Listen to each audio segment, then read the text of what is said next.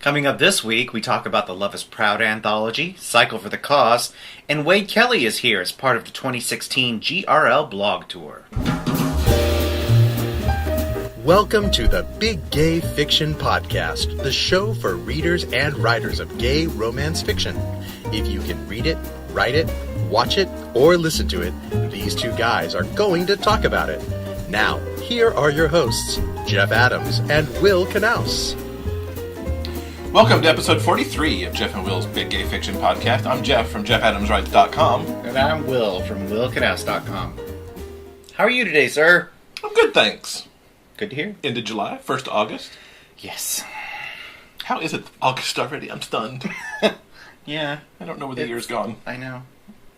I don't know. Crazy town. I have no answers for you. You have no answers. Time goes on. There's lots to talk about this week, though. Mm-hmm. We're going to be jibber-jabbering a whole big bunch. That's right. We are. We haven't gotten to jibber-jabber at you guys in a few weeks, so this episode's all about us, primarily. Uh-huh. Although we do get to talk to Wade, and that's always a good time, too. Mm-hmm. So I'm happy to say that the Love is Proud anthology came out at the end of the month. It's in paperback and ebook. It's actually an oversized ebook because there's... You mean paperback? Thank you, yes. An oversized... Ebooks don't really go oversized, do they? Nope. It's an oversized paperback. Any size they want. It's an oversized paperback Yes. because there are so many stories in there. 39 authors from JMS Books contributed either short stories or poems for this anthology. All the proceeds go to Equality Florida to benefit the victims and their families of the Pulse nightclub shooting. My particular contribution here was a new hat trick short story that picks up with Simon and Alex and the gang from the Rainbow High hockey team who are featured in Hat Trick 3. And actually this story kind of sits between the last chapter of that book and the prologue, or the epilogue, rather, of that book. And it's standalone enough. If you've never read Hat Trick, you can read that and take in the story that way. Or if you've read the story, you'll even have more background on these characters. There are links in the show notes to JMS Books where you could pick up either the ebook or the paperback. And in this case, I really encourage you to purchase from JMS Books to ensure that the maximum amount of proceeds land in Equality Florida's funds, as opposed to go to a third party like Amazon or Kobo or whoever. Usually I don't care where you buy your books from, but in this case, I think if you can buy from JMS Books, that would be awesome. Yeah. Some other writing news. I did the first chapter of Winger 2 this week. Winger! Ooh! I don't know where you did that, but that was interesting and different. Okay, I have no explanation for that. It's okay if I do. So you wrote the first chapter. You say? You're not. If we do a book trailer, I'm so taking that little bit from you. It's captured for all time on the audio. Lord have mercy. I did write the first chapter. I'm not actually due to write this book until first of next year, but Harmony Inc. wants to put the first chapter of book 2 in book 1. And since when I presented all this to Harmony, I already knew the overall plots for the 4 books that I had in mind, it was easy enough to do the first chapter of the second book now, because I kind of knew where the setups had to be there. So I banged that out. I'm actually going to share it with my writing group, get it put into shape and get that off to Harmony so they can have that while they're doing edits on book 1 and just do it all as a package. Mm-hmm. Speaking of edits, yes. Opened my inbox this morning and there were edits from Love's opening night just hanging out, ready for me to look at. I was kind of happy to see it's mostly line edits. You know, you never know when you send a story in. You've made it the best you can make it, and then you don't really know what's going to come back from somebody who's approaching it with fresh eyes. Got some really nice comments back on the story in general, and have a lot of line edits to do. But nothing that made me go, oh my god, what is this? So, I was not, like, crazy, with, like, overwhelmed. Angst. No angst. Writer ennui. No writer ennui. No. Good. Just some good stuff to learn from the comments that I've read. That's good. Because I've perused all of them so far. So yeah, I'm pleased. Yeah. And I'll work on that this coming week so I can get it back to them. Okay. You can talk now. No, I really can't, because the next thing on our list is something only you know about. Well, I've told you about it, but fine, I'll do it. So, we're always looking for new ways to get the podcast out to folks. And the place we do our syndication at offered up a new channel for iHeartRadio. which was kind of awesome. So apparently iHeartRadio has a whole podcast distribution channel through their app and network online. So now we're part of iHeartRadio. So if you subscribe to iHeartRadio, and you can go into the podcast area and stream us and subscribe to us from there, if that's one of your preferred methods to get entertainment. Fancy. Indeed. So we'll have a link direct to our page on iHeartRadio in the show notes for those who are interested. Yeah. So find us on iHeartRadio or your preferred podcast distribution channel. Or YouTube. And subscribe to us on all of those. Yeah. That way, you get our mellifluous, dulcet tones automatically delivered to the device of your choice every single week. That's right. Every Monday, boom, there we are, right in your feed. Amazing. Indeed. Technology is wonderful. It is. I don't know. I can't come up with a segue. Next on our agenda, we wanted to ask you to like us on Facebook. We do have a Facebook page for the Big Gay Fiction Podcast. Just look us up, Big Gay Fiction Podcast. We have all the news that's fit to read about fiction and books and upcoming stuff on the podcast. I post pictures of cute guys reading. It's just way too much fun. And we're also trying to come up with ways to sell it. Well, if nothing else, the hot guys you post should be reason enough to check it out. Yes. We're also starting to play with Facebook Live a little bit. Yeah. A couple weeks ago, while we were doing the intros to the show, we actually did some Facebook Live, showed people around our little makeshift studio, such as it is, and let them watch as we did the opening bumper to the show. And we're looking at doing some Facebook Live when we're at GRL. We're also very likely to go to the Northwest Meetup in September, yes, where we might do some live, and it's possible that I might do some live either Tuesday or Wednesday evening this week, maybe. Depends, but maybe. Because I'm going to actually go to the Ripped Bodice bookstore while I'm in LA this week, because I feel the urge to check that out. Yeah. And you never know. Might have a Facebook Live moment relishing in all of the LGBT books that are in that store. Yeah. So, please check us out at facebook.com/Big K Fiction Podcast. Whatever. That's it. That's it. That's the address. Yeah. So check us out. Facebook.com/Big Gay Fiction Podcast. Give us a thumbs up and give us a like. And if you're inclined, you can even tweak your settings so that you can make sure that the Big Gay Fiction Podcast news is at the top of your newsfeed when we publish something new. So, if you're a super fan, click that. And click that thing. Who wouldn't be? Well, if only for your hot guy pictures, it would be so worth it. Be a super fan. Okay. So swinging back to the serious. So for the 6th year coming up in September, I'm going to be going back east to do Cycle for the Cause, which is the Northeast AIDS Ride. The monies made from that actually benefit the HIV/AIDS services at the LGBT Center in New York City. I got into this because I met someone who was doing the ride, and they sold me on the idea that riding a bike for 280 miles between Boston and New York was the best idea ever. And it really is. The 3 years that I actually rode the bike and did the miles, or did as many as I could, because there was some back... The first year was super rough. Second and third year, much better. I half rode last year, and that was kind of a disaster of my own making. But I've been back twice to crew, and this will actually be my third time, or second and a half technically, to crew the ride, because I can't justify taking the bike back for that amount of money. It costs a lot of money to ship a bike across the country, in case you did not know. Mm-hmm. Over the 6 years I've done the ride, I've raised over $20,000 for the cause. And each year, this cause raises hundreds of thousands of dollars between corporate donations and donations from folks like you who are listening. I would really appreciate it if you could perhaps make a donation this year to support this cause. You can get all the details on the ride at cycleforthecause.org, and I will have a link to my specific donation page in the show notes, because its URL is a little too clunky to read on the air. Okay.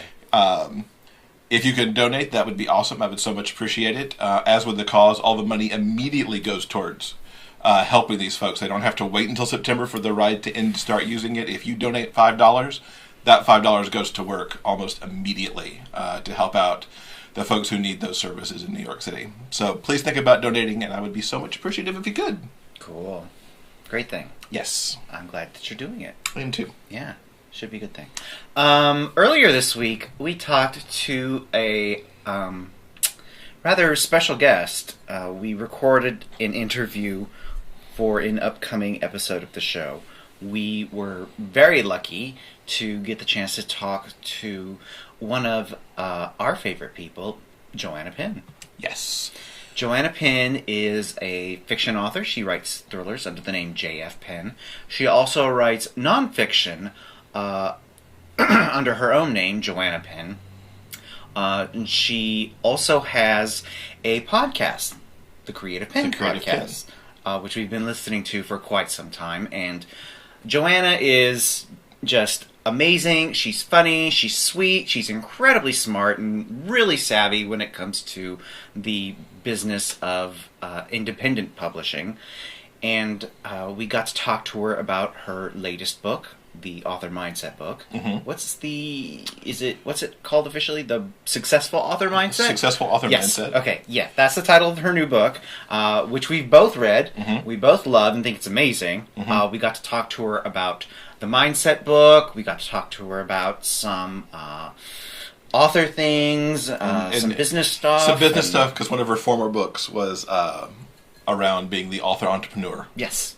Yeah. And that was the book that really kind of turned the corner for me from turning writing from a hobby into something that I now consider to be a business. Mm-hmm. Not my full-time job. It's a long way from being my full-time job, but there's a business around it. Yeah.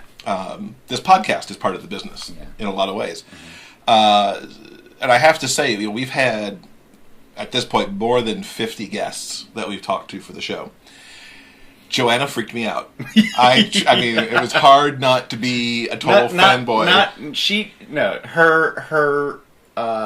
She did not specifically do anything to freak you out. You were just freaked out. Oh my God, Joanna Penn on my screen right now talking to me.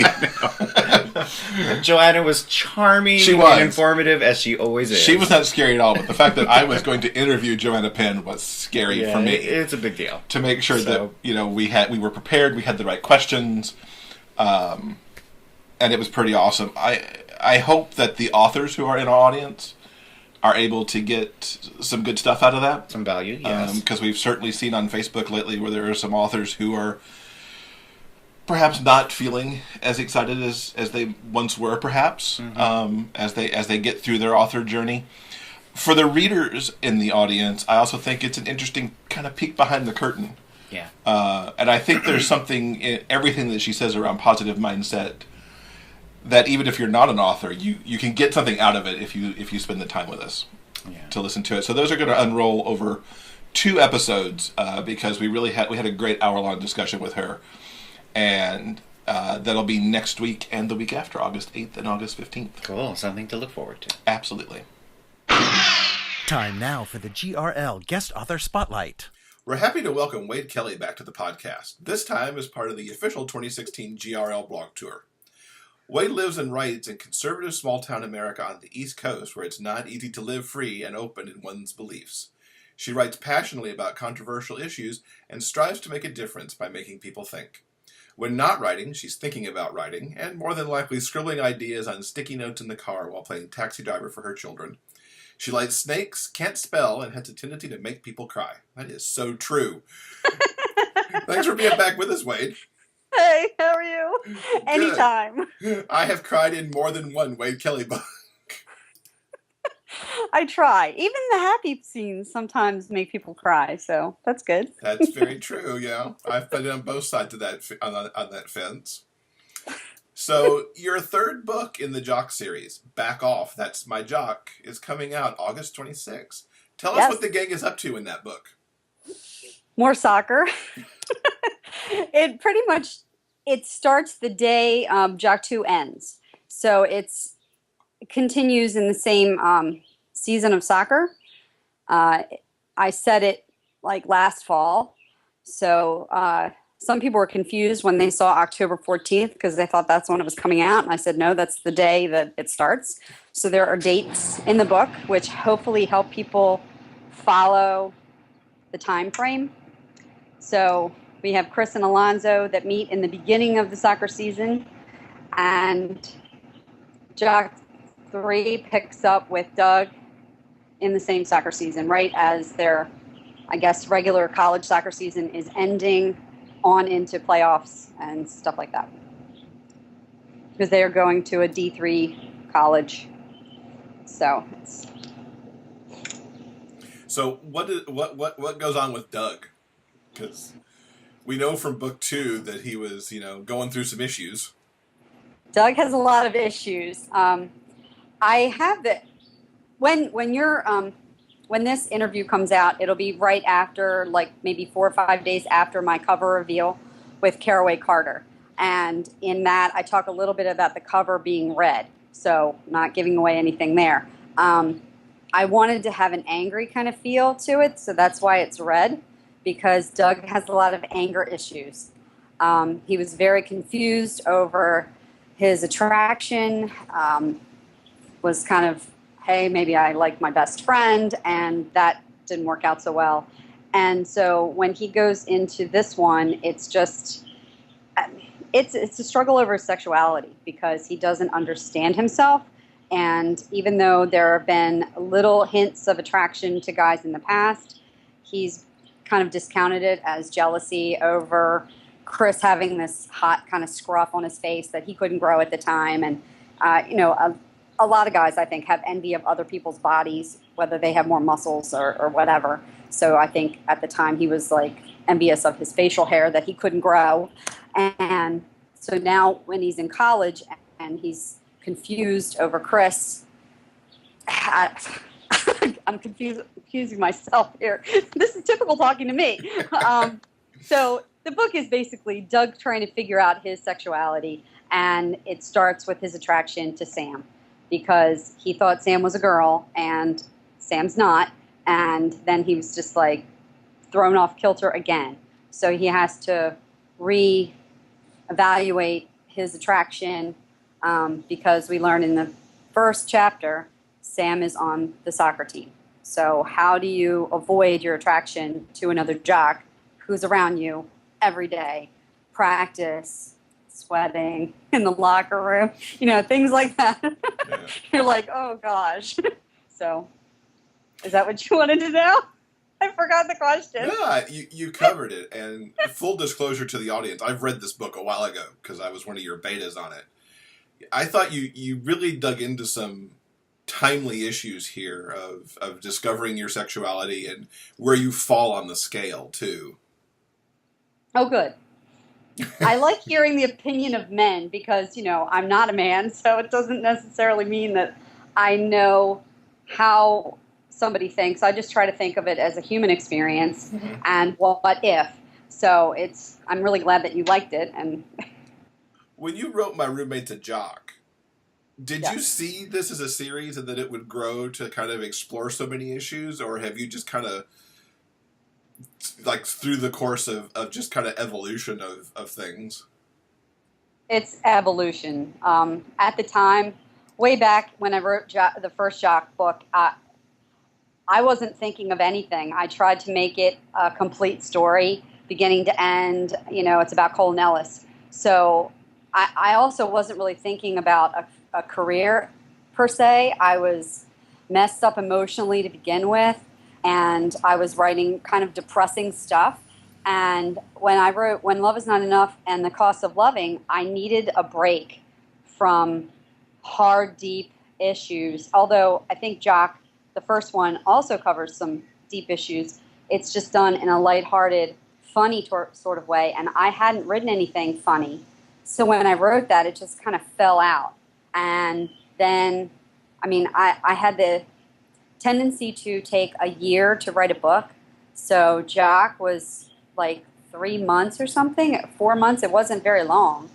And then the next one I wrote was Names Can Never Hurt Me, and that took 12 months. And Misplaced Affection took 14 months. So my trend was just slow writing. And I mean, although Misplaced Affection was such a long book, it probably could have been split into two, but I didn't want to. That's sort of why I self-published it. I wanted to keep it one book, even though it's 138,000 words.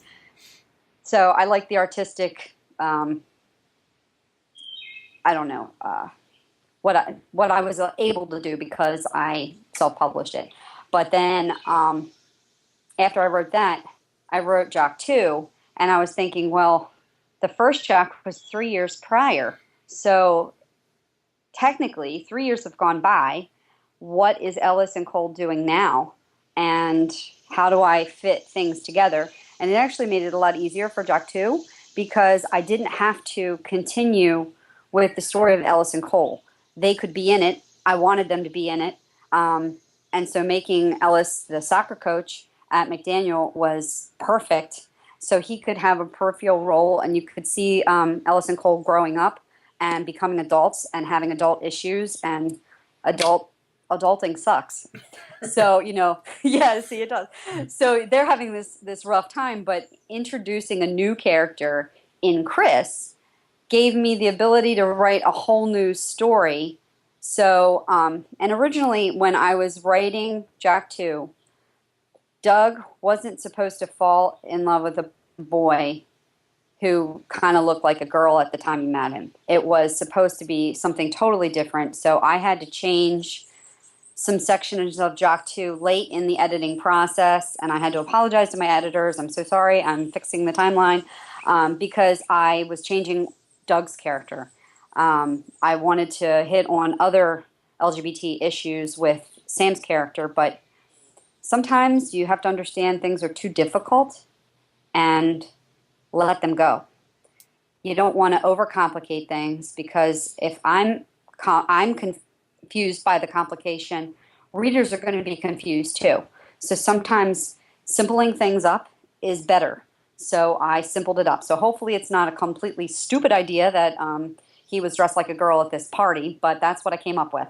So when we move into Jock 3, Doug is confused over it and angry at himself, I think, for what he assumed and how he treated Sam. And then now Sam's on the soccer team, and it's just like, I don't know what I'm doing. So I hope that makes sense.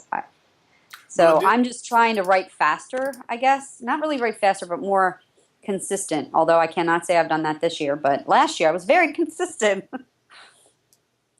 And you've got a Jock 4 in the works already. Yes, I'm trying. See, now, along with the whole fact that I just said when I wrote Jock 2, it was really easy. And Jock 3 kind of goes along with it. It's like the same soccer season. It's the same players. And I think Jock 3 is my favorite because it involves everyone. And you get all the old players as well as the new ones. And I think that makes it a lot of fun. But on the other side, Jock 4 is very difficult because it's Rob's book. And I have to go back to Jock 1 and talk about Rob and how he's changed in the last several years. And for anyone who has read the one in between, Oh Crap, This Jock's Getting Married, I give you this little snippet of Russell leaving and going to Japan, and it leaves Rob in this turmoil of losing a friendship that he's had his whole life, and he is clinging to Ellis. So you barely see him in Jock 2. He does show up at Ellis and Cole's house, but that was to set up for the fact that he's going to be around in Jock 4. So I'm having a hard time because Jock 4 has to, I guess I'm putting pressure on myself because I want it to be amazing, but I don't know. Jock 3 is amazing. To me, I love it. So Jock 4 is hard because I want to capture all that fun in Jock 1, but also go through a lot of the emotional problems that Rob is having because he is stated in the book as a Christian. He goes to church. He reads his Bible all the time. He has this great religious just thing around him as his character. So how do you take the religion and settle it in your heart if you have an attraction to another man? So I'm not fully sure how I'm going to do this with Rob, but I do write gay romance, so at some point I have to make Rob gay and justify that, and or at least, yeah, I don't know. This book is still in the works. I'm not sure what to do with it. It's just a mess. So, well, I'm sure that Jock fans are going to look forward to it. I know I am. So. Well, Will Parkinson is really, I mean, he's like in spirit hovering over my head, write that book. So I think of him and I'm like, I want it to be really good because I want him to really like it. And I think it's funny because I've only met Will once, and it was years and years ago, and he was really quiet, and I was really quiet that year too. So it's not like we really even got to talk. But online, I think of him. He's your patron saint of the Jock books, telling you to write that book. Yes. Among others, there are definitely more people that are looking forward to the 4th Jock book too. But I always think of Will, so it's funny. Now you also hopefully Jock 3 will keep everybody sated or whatever until then, because it's got a lot of stuff going on and a lot of characters, and Rob plays a huge role in friendship with Doug, and I hope that shows a different side of him, or I don't know. Now you also had Banker's Hours come out this year. Tell us briefly about that book for people who may have missed it. Banker's Hours was also like one of those times where I needed a break, and it wasn't a break from writing tough stuff and I needed something funny. It was more like I was writing Jock 2, and then I wrote Jock 3, and I wanted something lighter, and actually I wrote that in between Jock 2 and 3. Maybe I just needed a break from Jock 2. I don't know. But sometimes you need just a break from something that you've been in your mind for a while. So I wrote Banker's Hours over the summer last year. And I got the idea because I was at my bank, and this really cute guy worked at the bank. And I just thought, oh my gosh, he's a character. I could write a book about him falling for a hot biker dude. So it was just, I was thinking of a biker, like leather jackets and kind of thing, but it ended up Tristan was a auto mechanic, but still muscles and sweat, a lot different than the prim and proper banker with his dress shirts and ties, just something polar opposite kind of thing, I guess. So it's fun. It's about a banker who falls for an auto mechanic and just things that ensue. And I think it's fun. It is. Although I don't know. I guess people are reading it. It's just that not as many people rate books on Goodreads sometimes. And that one's my lowest rated book. So I don't know. So what are you looking forward to in Kansas City this year? See new people. There are a ton of people, especially like on the Facebook group. There is a lot of people in that group that I don't know. So that's kind of fun. I like to meet new people. I like to make new readers.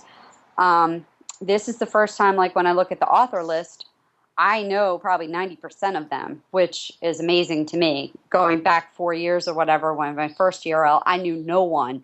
And now I recognize names. I've talked to them. I know their face. And I think that's really exciting. So I know a lot of the authors already. But I like to know the readers too. I think it's fun to see people that you see every year at GRL, but also fun to meet new people that you never know who's going to be your next best friend, so to say. I met Kayla Cooley at RT 2 years ago. And we get along so good. I mean, now she's my roommate, so we obviously get along if we're in a room together. But I had no idea when she stopped at my table and said, "You're on my list. I need your signature." I didn't know that would be an amazing friendship. But so I encourage all the new people that are going to GRL, talk to people. You don't know who you're going to meet. Especially, I'm pretty open now, and I'll talk to anybody. So don't be afraid to come up to me. But there's also a guy that is friends of mine on Goodreads. And we don't talk a lot or anything, but he's read all my books. And he will, I think, 99% sure he's supposed to be at GRL. So Maddie, I am looking forward to meeting him because I love meeting fans that I've known online for a long time. But, meeting in person is just so cool. Mm-hmm. Very true. Very so true. I'm looking forward to that. And what are you looking forward to? Pretty much everything you said. Catching up with people that we only get to see once a year. And meeting the readers. It's such a blast I love it. to meet them and to talk with them for a little bit and, find out what they're reading, whether it's my books or not. Like, what are you reading? What's exciting you? That kind of stuff. I love getting book recommendations back. I always come back from GRL with a ton of stuff on my to-read list. That's cool. So what's the best way for everyone to keep up with you online? I'm on Facebook mostly. I remember that account the most. Twitter, I often go, oh yeah, I have a Twitter account. I should tweet something, and then I don't know what to tweet because we all know I cannot keep, things into 140 characters. So Twitter is difficult, but I am on Twitter, writer Wade Kelly. I'm on Facebook, writer Wade Kelly. I have an author page that you can like on Facebook as well as one that you can friend me as. I have an Instagram, either writer Wade Kelly or Wade Kelly, I forget. And I have a Pinterest account, and I have a blog, writer Wade Kelly at blogspot.com, that I'm not consistent at, and that is the biggest thing that I wish I could change and I need to change, is to be more consistent in blogging. And my website is www.writerwadekelly.com. So we'll link up to all your websites in the show notes. And Wade, thank you so much for being with us. It was awesome to talk to you. You can follow the GRL Blog Tour by going to gayromlit.com/2016 blog tour. So as always, it was great to have Wade with us and talking about her books. Now, Wade mentioned in the interview that her cover reveal happened with Caraway Carter. We've got a link to that, which happens on carawaycarter.com. The specific link is in the show notes, so you can check that out. Another link in the show notes will be to Wade's site, where the entire Back Off That's My Jock blog tour schedule is listed. That will kick into full gear on August 17th, because our show and the Caraway Carter stop are just some of the pre-events, if you will. Fancy. Indeed, it's a fancy blog tour. Now, she's doing a giveaway with this blog tour, which we are part of. She's got an epic grand prize put out for this. A lot of people know, if you know Wade, you know she makes spoons that she has at GRL and all the events that she goes to. Mm-hmm. So you'll have the chance to win one of her fancy handmade spoons. Cool. A signed paperback from her backlist, which will not include Jock 3, but any other book in the backlist besides that one. An ebook of Jock 4 when it comes out, which will probably be later this year or into next year. A promo code for an audiobook of your choice. And a soccer jersey for the player of your choice from Jock 3. Cool. Because, she's making jerseys, and if you haven't seen the logo she's got planned, it's pretty snazzy. They're cute. They're super cute. They're super cute, and I kind of want one. Maybe, but I won't enter the blog tour, because that would be mean. No. To enter, just leave a comment on the show notes page for episode 43 at biggayfictionpodcast.com. You'll need to leave a comment on 10 out of the 12 blog tour stops. So mark your calendar so that you hit the next stop on August 17th. Absolutely. Now, we've been doing a lot of giveaways here lately, and our GRL Blog Tour giveaway is still going on. Mm-hmm. We're giving away that 7-inch Fire tablet loaded with books from many of the authors that we're hosting on the GRL Tour. And in addition, I'm adding some of my ebooks in, and the good folks at Wild City Press are also giving us books for the authors of theirs who are attending GRL. Yeah. It's a really, really amazing, great prize. Yes. So, to see this Rapplecopter and enter, guess where I'm going to send you? You're going to go to episode 43 show notes page at biggayfictionpodcast.com. The big GRL Blog Tour giveaway. the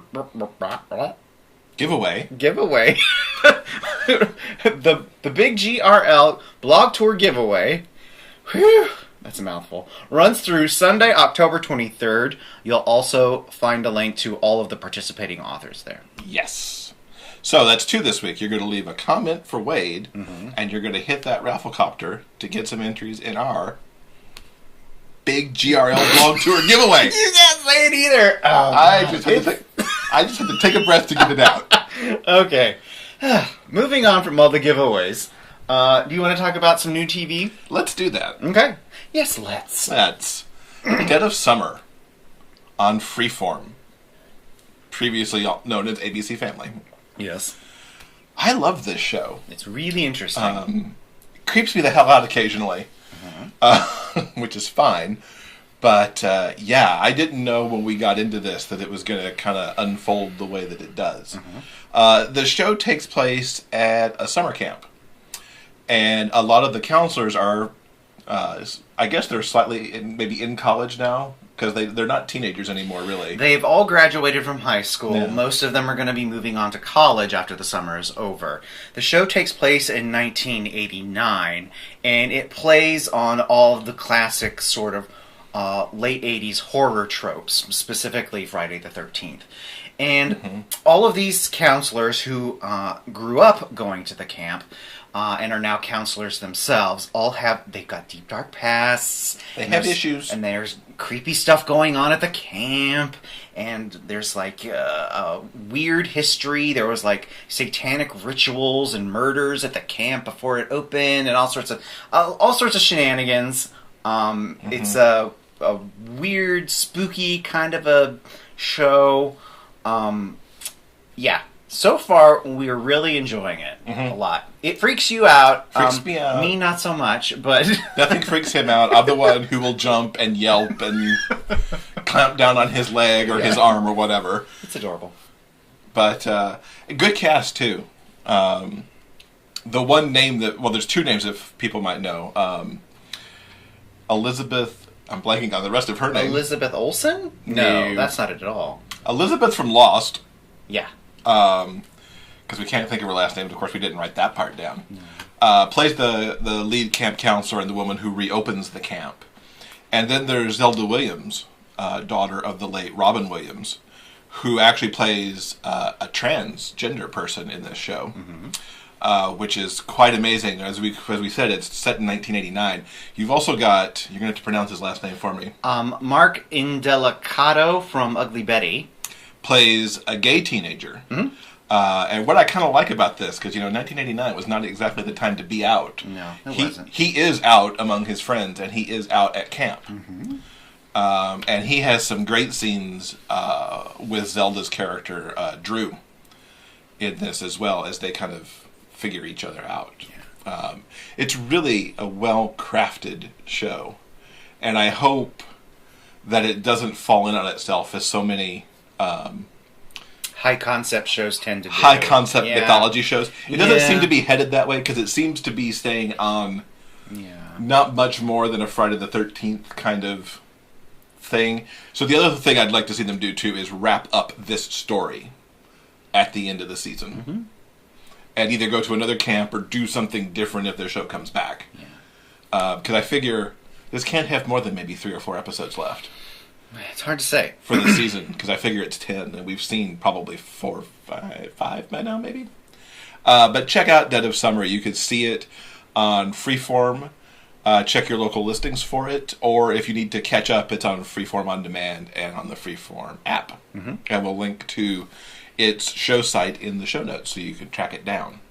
So in honor of Dead of Summer, this week's big GRL Blog Tour giveaway word of the week is camp.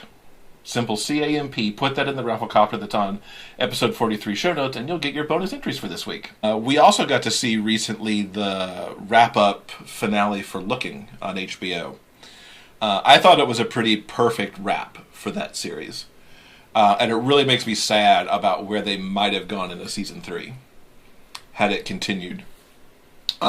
Looking, as some of you may know, had a tumultuous 2-season run on HBO. Never highly rated, mixed reviews, really kind of polarizing in the gay community because you either really loved it or you really kind of didn't. I kind of had a love-hate with it, mostly episode by episode, because there were some episodes I just hated, and some, particularly as the second season got going, that I just loved. Most of the second season I liked a lot. Your thoughts? I did like the movie. Primarily, it takes place A couple of months after the end of season 2, Patrick is returning to San Francisco. He's been working at some sort of tech game job in Denver, or it's Denver. Denver, yes. It's fun. None of the characters in the movie can remember where he works either. Yeah. Denver. Doris in particular went through like 3 or 4 different cities in one scene. It's like, what? It's all the same. Anyway, so Patrick returns to town, and of course he's his wishy-washy self, and wants to have it all. And he tries to make amends with Russell Tovey and the beautifully sweethearted Kevin? what's his name? Not Kevin. Yeah. Richie. Thank you. Richie, who has a mobile haircutting van. Oh my god, how cute is that? Richie has a haircutting van. Is that a real thing? Of course, it's San Francisco. Of course, it's a thing. It's got to be a thing. Anyway, so people have all moved on with their lives, and I think the show, the main theme, the thrust of the show was about each of the characters coming to terms with where they are in their lives. Specifically, they're all, I assume, in their early 30s now, and they all kind of have to wrap their heads around adulting, essentially. Yeah. Yes. There were the hopes and dreams of their 20s, which, none of those things happened for any of them. So it's the movie is sort of about coming to terms with that and being at peace with where you are. It may not have been where you pictured where you were going, but they all ended up in a really good place. Yeah. And kudos to HBO for actually letting it be a movie. Yeah. It was I think it's... For those of us who watched it, it was nice to get it wrapped up. Yeah. And it really made me sad for, like, the gay programming that doesn't exist anymore. Looking Died, you go back years ago, Noah's Ark from Logo was good for 2 or 3 seasons and then gone. Sordid Lives. There's just... Everybody says that the programming dies because no one watches it, which it does, ultimately. But it's sad that we end up with so many quality programs that we can't seem to support appropriately in the community. Please watch Eastsiders, so they'll make more. I think Eastsiders is an excellent example of finding alternate forms of distribution. True. Kit Williams has made a quality show, something he obviously believes in very strongly, and he has found a way to make it. I believe the second season was part of a Kickstarter. He got it distributed online. Now it is streaming on Netflix. So traditional channels, i.e., getting your gay show on network television or even niche cable television, hasn't quite worked for most of the creators who want to tell gay-specific stories. So I think you have to be smart and savvy and find your audience through different means. Yeah, and hopefully Kit, leads the way for the next wave of content creators. And the 2 guys from Truth/Fiction. Hopefully they're Truth/Fiction? Sure. That's another title that's hard to say. It's a tongue twister. Hopefully they can also find some form of distribution to get that show made and get it out to people who we know would love to see it. We are crazy about that pilot, and hopefully Truth/Fiction will become a reality one of these days. Yeah. Okay. Books! Let's talk about some books now. Do you want to start? I'll start. Yay. So I'm becoming such a fanboy of MJ O'Shea. I read Duke in Hiding, which is Dream Spun Desire number 9. This Duke, Heathcliff Blackwood, and that's such a good Duke kind of name, ends up hanging out in this rural town in New Hampshire because he's on the run because there have been death threats. And he ends up and meets barkeep Theo. Initially, these two are very prickly towards each other, but they find a way to become friends and then find a way to become more. And I just love how MJ very slowly builds initially the prickly stuff between them and how it just very naturally evolves. It never is forced, it's never rushed, it never feels fake. You just feel like these are two guys who are figuring out that their initial impressions of each other were wrong, and that there's more there. And even, when Theo makes that inevitable discovery as he's being whisked away to England, that Heathcliff is more than he appeared to be. All that felt real to me in how it played out and how Theo was like, oh my god, I can't be here. Yeah. I'm nodding my head on the video a whole bunch. I read this as well, and I agree 100% with everything you're saying. Yeah, it was absolutely wonderful. I know MJ has another Dreamspun that's coming. It'll be in our mailbox tomorrow, on Monday, according to UPS. And another new book, Open Road? Yes. That just came out from Dreamspinner at the very end of July. So I'm looking very forward to reading those. Yeah. Those two books also. And I know you're pretty much already in the MJ court, and I'm over there with you now too. Mm-hmm. Good stuff. Yes. I also finished a new book from Christian Baines called Orchard of Flesh, which is book 2 in his Arcadia Trust series. I'm not usually one for paranormal urban fantasy. I mean, I don't hate it, but I don't necessarily go gravitating to get these books either. But the blurb on this book intrigued me. He actually reached out because he wanted to be on the show, which he will be September 5th, by the way. And there were 2 books that I could have taken, and I decided to go with Orchard of Flesh, and it was so good. The way he created his world of vampires and werewolves and paranormal creatures was excellent. Nobody sparkles, which is really good in my view. But there are some tweaks to what he does, because everybody who's a paranormal here, it's a genetic thing that triggers at some point in your adolescence. Okay. Which reminded me a little bit of like the Werewolves and Vampire Diaries, and how Tyler became a werewolf. Oh, that's true, yeah. Later. I see that. And the feel of this reminded me of 2 different things. It reminded me kind of like of True Blood, the TV series, because I've never read the books. But True Blood in its first, second season, before it went off the rails, as it went on. But also the Blood Ties books of Tanya Huff, and how those paranormals were treated. There's a mystery thing that Rylan has to go solve. There's a love story in here. I really enjoyed it, and you don't have to have read book 1 to get into book 2, because I just picked up and went. Okay. There's a 3rd book that is coming out probably sometime next year that I can't wait to get my hands on. So please write fast. Orchard of Flesh comes out on August 1st, which is the day this podcast drops, directly from Bold Strokes Books, or it'll be out and available August 16th from Amazon. Cool. And of course, MJ's book is available now. I've got reviews of both on jeffandwill.com that I'll link to in the show notes. Cool. Now, you've read also. I have. We haven't really talked about any of the Dreamspun Desires for a couple of weeks. We're a little bit behind in our reading of those. Jeff just finished MJ's book. I just recently finished Ace in the Hole by Ava Drake.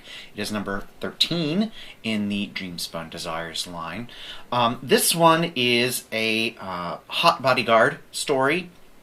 It is all about the hot bodyguard named Stone Jackson, and he is protecting a douchey senator, and poor Christian Chatsworth Brandeis is the senator's assistant, and the douchey senator goes missing, so Stone has to impersonate him.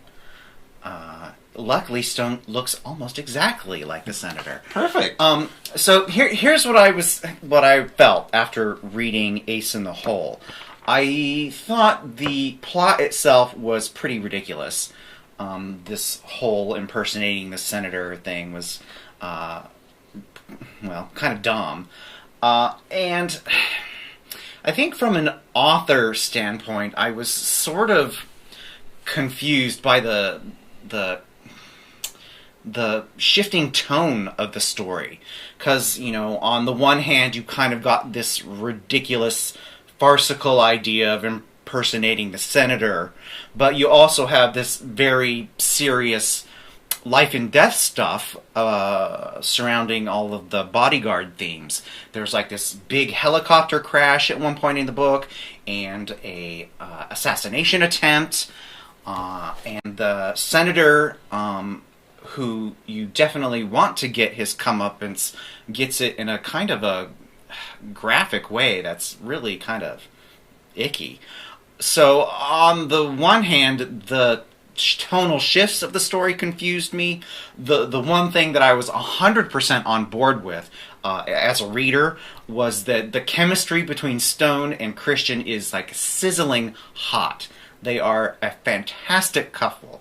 They're true, very strong, intelligent, capable men who have their issues to work through, and they work through them despite all the shenanigans that are going on in the story. And they end up happily ever after. So I really, despite some of the stories, I guess you would call them shortcomings, I really was drawn into the book simply because I thought the characters were so well done. Cool. So, do I see that it's part of a series? It is part of the series. Stone works for a... what's the word I'm looking for? Like a bodyguard company, a security agency, personal security agency called Wild Cards Inc. And this is the first book in the Wild Cards series. Nice. So Ace in the Hole by Ava Drake. Okay. Yeah. So one of our favorite seasons is upon us. Yes. Calendar season. Calendar season. The end of July, beginning of August is officially calendar season. It's when all of the calendars for next year are released. Now you have to understand, in our home, there are probably too many. Just too many. I'm going to say 6 calendars on the wall. There's one in the kitchen. Which isn't that many, really. There's one in the kitchen. There's one here in my office that you always see on the video feed. There are 2 in Will's office. Yes. There are 2 in the master bathroom. Yeah. Was that 6 or was that 5? I think that was 6. There's a lot of calendars going on here. So we have a lot of calendar space to fill each year. We have 2 already for this year. Yes. The first calendar that I have purchased so far for 2017 is the Hot Dudes Reading Calendar. Earlier this year, we showed off the Hot Dudes Reading book, and this is the official calendar. It pulls some of the very best pictures from said book, and now you get to look at them one a month for an entire year. Indeed. It's going to be really, it's really great. This will most likely become the official office calendar, and it'll be hanging behind us here on the YouTube feed when you watch the video for each episode. Unless the folks at the Read Naked Project do another one, because that's the Read Naked calendar you guys have been seeing back there all year so far. Also, in addition to Hot Dudes, I have got Rick Day's Castings calendar. Rick Day is an amazing photographer. His primary subjects are incredibly beautiful, sporty-looking men. This is... I'm looking on the back. I am actually not sure what specific book this came from. Maybe those 2 books. It's a possibility. Rick Day, for the past couple of years, has been doing a calendar based on his book, All Players. Most erotic photographers or physique photographers do coffee table books and calendars of those books in order to make more sales and create different products. This year, I think this calendar called Castings is a combination of different photographs from his All Players book and Pioneers, 2 different coffee table books. So that one will be definitely getting a place of honor. Some really amazing looking men as I'm looking at the back of it. Indeed. So those are 2 slots filled for the calendars in the 2017 season. We'll put links to those in the show notes so that you can check those out on Amazon. Yeah, good stuff. So that'll do it for this week. And the show we got to jibber-jabber through. A whole lot of jibber-jabber. Coming up next week in episode 43, Hans Hershey will be here as part of the 2016 GRL Blog Tour, and Joanna Penn will join us for part 1 of that interview that we spoke about earlier. Yeah, be sure and check it out, guys. I think you'll really enjoy it. All right, have a good week. Okay, see you next time, guys. Thank you for listening to Jeff and Will's Big Gay Fiction Podcast. New episodes are available every Monday at iTunes and other major podcast outlets. While there, subscribe to the show and please consider leaving a review. For detailed show notes, links, and to sign up for the monthly newsletter, visit biggayfictionpodcast.com.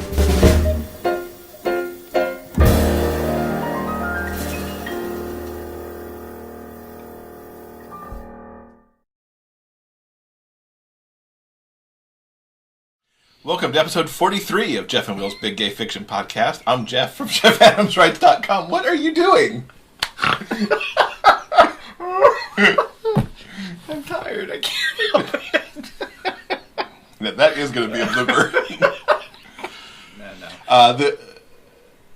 I don't know where I was going. I don't know. It's your turn. I'll continue. You To continue. enter, just leave a comment on the show notes page for episode 43 at biggayfictionpodcast.com.